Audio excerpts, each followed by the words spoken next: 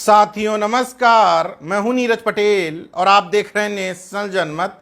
इस वीडियो में जो जंग आप देख रहे हैं, ये जंग बॉर्डर पर नहीं बल्कि देश के भीतर ही सदियों से वंचित तबके के लोगों को इसी देश के जातिवादियों से लड़नी पड़ रही है। शोषित तबके का व्यक्ति जितने ऊपर पायदान पर या ऊंचे पद पर पहुंच जाता है, उसके खिलाफ उतने ही ऊंचे लेवल से साजिश की जाती है। दरअसल ये video Madhya Pradesh high court की ग्वालियर खंडपीठ परिसर के अंदर का है और जो जगह दिख रही है वीडियो में, इसी जगह पर 17 मई को बाबा साहब भीमराव अंबेडकर की प्रतिमा स्थापित होनी है और 17 मई के लिए मध्य प्रदेश हाई कोर्ट के चीफ जस्टिस सुरेश कुमार कैत साहब ने मध्य प्रदेश के राज्यपाल मंगू भाई पटेल से समय मांगा था। वो समय मिल भी गया। मतलब 17 मई को जिस स्थान पर बाबा साहब की प्रतिमा लगनी है चीफ जस्टिस और राज्यपाल महोदय द्वारा, उसी स्थान पर मिश्रा और पाठक सरनेम वाले दो अधिवक्ता, अपने जैसी जातिवादी मानसिकता रखने वाले अधिवक्ताओं को लेकर के बवाल कर रहे हैं। इन दोनों के नाम हैं हाईकोर्ट बार एसोसिएशन ग्वालियर के अध्यक्ष पवन पाठक और पूर्व अध्यक्ष अनिल मिश्रा। हालांकि ये वीडियो तो अभी सामने आया, लेकिन जातिवादी मानसिकता से ग्रसित ये दोनों अधिवक्ता लगातार यहां पर बाबा साहब की प्रतिमा लगाने का विरोध कर रहे हैं। हालांकि नेशनल जनमत को प्रतिमाओं में कोई विशेष इंटरेस्ट नहीं, लेकिन किस व्यक्ति की किस स्थान पर लग रही है और उसका विरोध कौन कर रहा है, उस आधार पर नेशनल जनमत ये तय करता है कि हां, यहां प्रतिमा लगना जरूरी है, क्योंकि मनुवाद के ऊपर संविधानवाद को स्थापित जो करना है, दोनों ही अनपढ़ वकीलों को, माफ करिएगा इसलिए कहना पड़ रहा है कि दोनों वकीलों का तर्क है कि हाईकोर्ट के अंदर कोई प्रतिमा नहीं लग सकती, जबकि देश की सबसे बड़ी न्यायिक संस्था सुप्रीम कोर्ट में बहुत पहले नहीं, 26 नवंबर 2023 को संविधान दिवस के उपलक्ष्य में बाबा साहब की आदमकद प्रतिमा लगाई गई। मौजूदा राष्ट्रपति द्रौपदी मुर्मू जी और तत्कालीन chief justice of India DY Chandrachud साहब की मौजूदगी में यह प्रतिमा लगाई गई थी। और छोड़ दीजिए, राजस्थान हाई कोर्ट परिसर में मनु स्मृति को लिखने वाले घोर जातिवादी मनु की प्रतिमा लग सकती है, तो आखिर किसी हाई कोर्ट परिसर के अंदर बाबा साहब भीमराव अंबेडकर की प्रतिमा लगाने का विरोध क्यों? अगर यही प्रतिमा किसी अन्य महापुरुष की होती तो मैं उसमें लॉजिक ढूंढता कि उनकी प्रतिमा वहां क्यों लगाई जा रही है, लेकिन हाई कोर्ट के अंदर उस शख्स की प्रतिमा लगाई जा रही है जो इस देश का पहला कानून मंत्री था, जिसको इस देश के संविधान का रचयिता इस आधार पर कहा जाता है क्योंकि वो प्रारूप समिति के अध्यक्ष थे। उस शख्स की प्रतिमा लग रही है जिसने इस देश के निर्माण में महिलाओं से लेकर वंचित तबके से लेकर के देश की अर्थनीति पर गहरा प्रभाव छोड़ा। उस शख्स की प्रतिमा लगाने की बात हो रही है जिसके पास 32 डिग्रियां थीं, 34 विषयों में मास्टर डिग्री हासिल की थी, विश्व भर की 9 भाषाओं में पारंगत थे।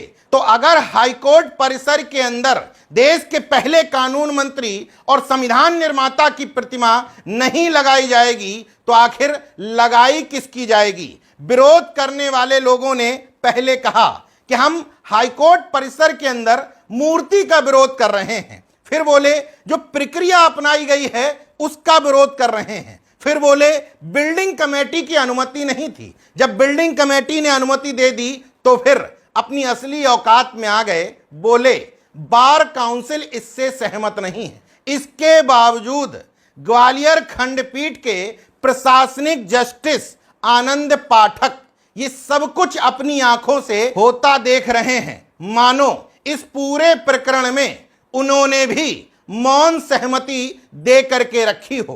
पूरा मामला विस्तार से बता देता हूं। दरअसल मध्य प्रदेश हाईकोर्ट के ग्वालियर खंडपीठ की नई बिल्डिंग तैयार हुई है। उस बिल्डिंग में कुछ अधिवक्ताओं ने प्रस्ताव रखा, और कौन से अधिवक्ताओं ने रखा होगा? जो संविधानवादी, तर्कवादी, मानववादी और विज्ञानवादी मूल रखते होंगे कि इस परिसर में देश के पहले कानून मंत्री की, संविधान निर्माता की प्रतिमा लगाई जाए।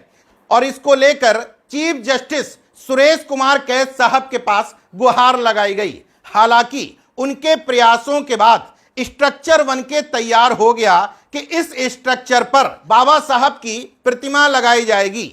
लेकिन हाईकोर्ट परिसर की नई बिल्डिंग में बाबा साहब की प्रतिमा आखिर कैसे वो बर्दाश्त कर सकते हैं? मैं बार बार जातिवादी कह रहा हूं तो उसके पीछे कोई वजह है।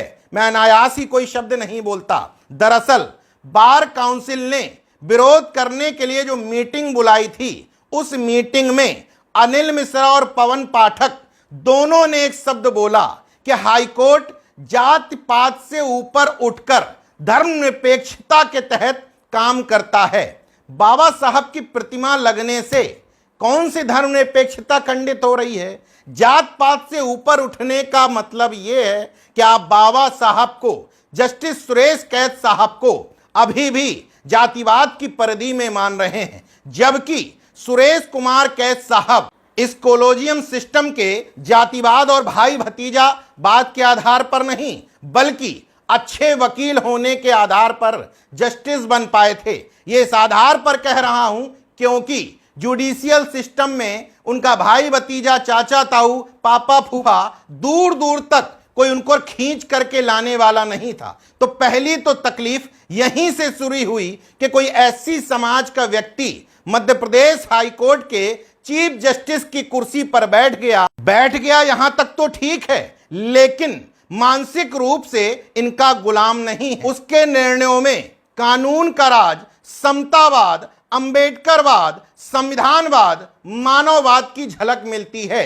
वहीं से तकलीफ होना शुरू हो गई। ये बात इसलिए कह रहा हूं क्योंकि सोशल मीडिया पर चीफ जस्टिस सुरेश कुमार कैद साहब को जातिवादी लोग भद्दी भद्दी गालियां लिख रहे हैं। इसलिए नेशनल जनमत कहता है कि वंचित तबके का कोई व्यक्ति जिसकी रीढ़ की हड्डी झुकी हुई नहीं है, वो जितने ऊंचे पायदान तक पहुंचेगा, उसके खिलाफ साजिश उतने ही ऊपर स्तर पर की जाएगी। ब्राह्मणवादी अधिवक्ताओं का हौसला देखिए, न सिर्फ विरोध कर रहे हैं बल्कि राष्ट्रवाद की खाल में छुपना भी चाहते हैं। इसलिए ये बात कह रहा हूं क्योंकि जो ये विरोध का वीडियो आया, इसमें राष्ट्रवाद का सहारा लेते हुए कह रहे हैं कि हम इस स्थान पर तिरंगा लगाना चाहते हैं। वैसे भी किसी भी न्यायिक परिसर में तिरंगा झंडा ऊपर लहराता ही है, फिर आखिर यही स्थान क्यों? इस मामले पर सही जवाब देते हुए डॉक्टर अंबेडकर राष्ट्रीय अधिवक्ता संघ से जुड़े हुए धर्मेंद्र सिंह कुशवाहा और विश्वजीत रतौनिया खुलेआम कहते हैं कि हमें कोई आपत्ति नहीं, बाबा साहब की प्रतिमा के बगल में देश का राष्ट्रीय ध्वज तिरंगा भी लहरा दिया जाए, ये तो और अच्छी बात होगी। लेकिन हकीकत में झंडा लगाना नहीं चाहते, बाबा साहब की प्रतिमा का विरोध करना चाहते हैं। और ये विरोध करने की ताकत ऊपर बैठे आकाओं से आती है। सूत्र बताते हैं कि पूर्व अध्यक्ष अनिल मिश्रा दरअसल सुप्रीम कोर्ट के जस्टिस रहे अरुण मिश्रा के भाई हैं, इसलिए शायद उनको कहीं ना कहीं से ताकत प्राप्त हो रही है। इस पूरे घटनाक्रम को देखने के बाद नेशनल जनमत कुछ नहीं कहना चाहता, फैसला आपके विवेक पर छोड़ता है कि आखिर पाठक और मिश्रा सरनेम वाले ये अधिवक्ता बाबा साहब की मूर्ति का विरोध क्या सिर्फ जातिवाद की वजह से नहीं कर रहे? नेशनल जनमत वंचित तबके के लोगों को, अपने बच्चों को वकील बनाने के लिए प्रेरित करने की बात क्यों कहता है? इस हेडिंग पर गौर करिए। हाईकोर्ट में अंबेडकर की प्रतिमा लगाने को लेकर विवाद, बार एसोसिएशन और SC ST OBC वकीलों में ठनी। मतलब बार एसोसिएशन के तथाकथित मुट्ठीभर जातिवादी एक तरफ हैं और OBC SC ST वकील एक तरफ। अगर इतने भी वकील ना होते तो इन जातिवादियों का विरोध कौन कर रहा होता। बाकी देखते रहिए नेशनल जनमत, जागरूक और सजग बने रहिए। जय विज्ञान, जय संविधान, जय लोकतंत्र। धन्यवाद।